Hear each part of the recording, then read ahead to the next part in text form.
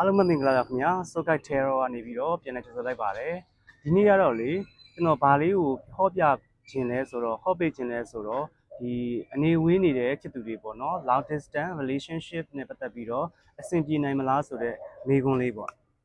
ဒါလေးကိုကျွန်တော်လေးပြောပြခြင်းလဲဘာဖြစ်လို့လဲဆိုတော့ဒီဗီဒီယိုကိုကြည့်နေတဲ့သူတွေထဲမှာအချို့သောရည်စားတွေအချို့သောသူတွေကလေဖုန်းလေးရပဲပြောရတယ်ဗီဒီယို call တွေနဲ့ပဲဆက်သွယ်ရတယ်အခုလက်ရှိအချိန်ပေါ့နော်လက်ရှိအချိန်ဒီမှာအဲ့တော့သူတို့ရဲ့ long distance relationship နဲ့ပတ်သက်ပြီးတော့အဆင်ပြေနိုင်မလားဘာတွေအသားအစီးတွေဖြစ်နေလဲဘာတွေအကြံဉာဏ်လိုအပ်လဲအနာဂတ်မှာရောဘာတွေဖြစ်မလဲဆိုတာနဲ့ပတ်သက်ပြီးတော့ကျွန်တော်ကြည့်ပေးချင်ပါတယ်အဲ့ဒီတော့ဒီဗီဒီယိုလေးကအသင့်ရှီရောက်လာပြီဆိုရင်ဒါကသင်အတွက်ပါအဲ့ဒီတော့တစ်ချက်ကက်ကလေးတွေကိုထုံးစံတိုင်းပဲအာရုံစိုက်ပေးပါတစ်ဖက်ကကိုယ်နဲ့ long distance ဖြစ်နေတဲ့ကိုယ့်ရဲ့ relationship long distance relationship နေတဲ့သူကိုလည်းပဲဒီကနေပြီးတော့အာရုံပြုပေးပါပေါ့နော်အဲ့ဒီတော့ဟုတ်ပြီ long distance relationship အဆင်ပြေနိုင်မလား long distance relationship အဆင်ပြေနိုင်မလားပတ်ဝန်းကျင်အတန်လေးတွေဆွေးနွေးရတော့သိခံပြပါပေါ့နော် long distance relationship အဆင်ပြေနိုင်မလား long distance relationship အဆင်ပြေနိုင်မလား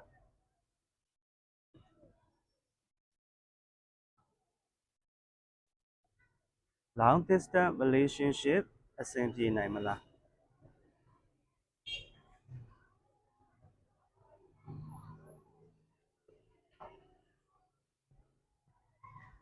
ဟုတ်ပြီ long distance relationship နဲ့ပတ်သက်ပြီးတော့အဆင်ပြေနိုင်မလား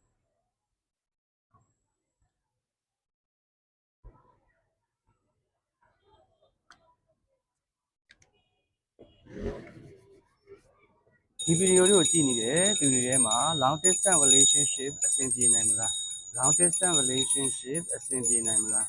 long distance relationship အဆင်ပြေနိုင်မလားကလေးတွေကိုတစ်ချက်အာရုံပြုပေးပါတစ်ဖက်သူကိုလည်းပဲပစ္စည်းထဲမှာမြင်ပေးပါပေါ့နော်ဟုတ်ပြီ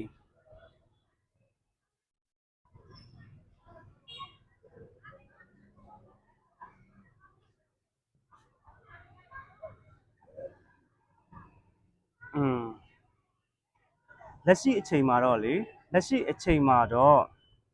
ဒီ long distance relationship ရှိနေတဲ့သူတွေအနေနဲ့ကလေငွေကြေးပိုင်းနဲ့တော့ပတ်သက်ပြီးတော့ပူစရာတော့မလိုဘူးငွေကြေးတယောက်နဲ့တယောက်ကလေသူ့ရဲ့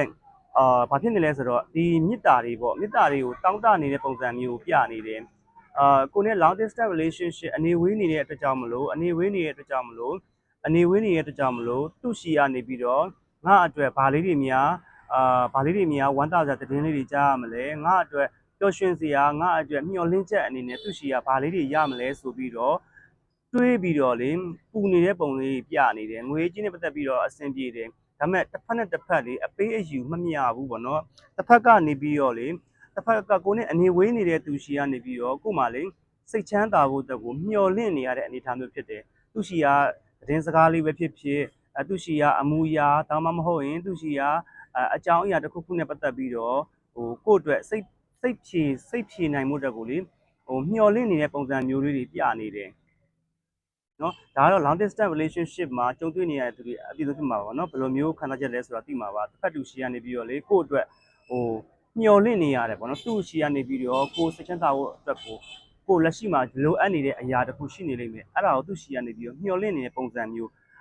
ဂရီစကားတွေဖြစ်မယ် commitment တွေဖြစ်မယ်ဒါမှမဟုတ်လေစိတ်ချရမယ့်အနေအထားတစ်ခုနဲ့ပတ်သက်ပြီးတော့သူ့ရှီကနေပြီးတော့တစ်ဖက်သူရှီကနေပြီးတော့အာမခံချက်တစ်ခုခုကိုမျှော်လင့်နေတဲ့ပုံစံမျိုးလေးတွေတော့ပြနေတယ်အဲ့လိုဖြစ်နေရဆိုတာလေဘာလို့အဲ့လိုမျိုးဖြစ်နေလဲဆိုတော့ကိုရီနှစ်ယောက်ကြားမှာလေအတားအဆီးတွေဖြစ်နေတယ်ကိုရီနှစ်ယောက်ကြားမှာလေအဲ့လိုမျိုးဝေဝါးနေတယ်ပေါ့နော်ကိုရီရဲ့အနာဂတ်နဲ့ပတ်သက်ပြီးတော့ပဲဖြစ်ကိုရီရဲ့ယုံကြည်မှုနဲ့ပတ်သက်ဖြစ်အနှဲငယ်တွေဝေဝါးနေတယ်ဇဝေဇဝါဖြစ်နေတယ်ပေါ့နော်တယောက်နဲ့တယောက်ကရှင်းရှင်းလင်းပြပြတသားမဖြစ်ဘူးဂျားလူဝင်နိုင်မဲ့ဂျားလူများဝင်နေမလားဒါမှမဟုတ်ရင်သူဟာကိုယ့်ပေါ်တစ္ဆာများဖောက်နေမလားဒါမှမဟုတ်ကိုယ့်ပေါ်ပဲသူအမြင်တွေမကြည်မလင်ဖြစ်နေမလားဆိုပြီးတော့လေအဲ့လိုမျိုးတွေတယောက်နဲ့တယောက်ကလေဝေဝါးနေတယ်ဝေဝါးနေလှည့်ပြားမှုတွေရှိနေတယ်ဆိုပြီးတော့ထင်နေတယ်အဲ့ဒါကြောင့်မလို့အခုလိုမျိုးဖြစ်နေရတာဟုတ်ပြီနော်အဲ့ဒီတော့အကြံအဉာဏ်အနေနဲ့ဘယ်လိုမျိုးလုပ်တင်တယ်လဲဆိုတော့ဒီ long distance relationship ရှိနေတဲ့သူတွေအနေနဲ့ကလေ ကိုမိမိပြန်ပြီးတော့လေသုံးသက်ပါစင်ကြင်မှာကိုယ့်ရဲ့စိတ်ခံစားချက်နဲ့ပတ်သက်ပြီးတော့ကိုဘာတွေဖြစ်နေရလဲဘာတွေကိုစိုးရိမ်နေရလဲကိုယ့်ရဲ့တိစိတ်ကိုယ့်ရဲ့မတိစိတ်နဲ့ပတ်သက်ပြီးတော့ကိုပြန်ပြီးတော့သုံးသက်ပေးပါအချိန်ယူပြီးတော့စဉ်းစားပေးပါစိတ်ခံစားချက်ပေါ်မှာလေအရန်ကြီးဘယ်လိုပြောမလဲကိုမိမိရပဲအကောင်မိမိရပဲအမှန်ဆိုပြီးတော့ကိုပဲလေမတွေးဘဲနဲ့သူ့ဘက်ကိုယ့်ဘက်တရားမျှတတာဖြစ်စိတ်ခြေနေကိုပြန်ပြီးတော့သုံးသက်ပေးပါငါကြီးပဲအမှန်လို့ဆိုပြီးတော့မတွေးပါနဲ့သူ့မှာလည်းပဲသူ့အခက်အခဲနဲ့သူရှိနေပါလိမ့်မယ်အဲ့တော့ကိုကနေပြီးတော့လေကိုယ့်ရဲ့စိတ်ခံစားချက်နဲ့ပတ်သက်ပြီးတော့ဖြစ်နေတဲ့စိတ်ခံစားချက်ကိုပြန်ပြီးတော့သုံးသက်ပါစင်ကြင်ပါဘာတွေကမှားနေလဲဘာတွေကမှန်နေလဲဆိုတာကိုပြန်သုံးသက်ပေးပါလို့ပြနေပါတယ်ပေါ့နော်အဲ့ဒါကြောင့်မလို့အဲ့လိုမျိုးလာပြန်ပြီးတော့သုံးသက်လိုက်မယ်ဆုတ်ဖြတ်လိုက်မယ်ဆိုရင်ကိုရီရဲ့တယောက်တစ်ယောက်ကအထင်အမြင်လွဲမှားမှုတွေအမြင်မကြည်လင်မှုတွေဂျားလူဝင်းမှာစိုးရိမ်မှုတွေအားလုံးကလေတစ်ချိန်မှာလေအားလုံးကင်းစင်သွားပြီးတော့ကိုရီရဲ့ရှေ့ဆက်မဲ့ခရီးလမ်းကလေပြက်သားသားနဲ့ပြက်သားအေးအေးချမ်းချမ်းနဲ့လေအရာအားလုံးပြည့်စုံသွားပါလိမ့်မယ်လို့ပြနေပါတယ်အဲ့တော့ long distance relationship ရှိနေတဲ့သူတွေအနေနဲ့လက်ရှိအချိန်အခါမှာမိမိကိုယ်ကိုပြန်ပြီးတော့မိမိရဲ့စိတ်ပေါ့နော်မိမိရဲ့အဓိကမိမိရဲ့စိတ်ကိုပြန်ပြီးတော့ဝေဖန်မှာစဉ်းစားသုံးသပ်ဆုံးဖြတ်ပေးပါဒါဆိုရင်တော့အနာဂတ်မှာဒီနှစ်ယောက်ရဲ့အခြေခရီးလမ်းဟာဆိုရင်အားလုံးပြည့်စုံတဲ့အနေအထားတစ်ခုကိုရောက်ရှိပါလိမ့်မယ်လို့ပြနေပါတယ်ကဲအခုချိန်ကစပြီးတော့ long distance relationship အနေဝေးနေတဲ့သူတွေအားလုံးကျန်းမာချမ်းသာကြပါစေလို့ဒီနေရာကနေပြီးတော့ဆုတောင်းပေးလိုက်ပါတယ်ခင်ဗျာ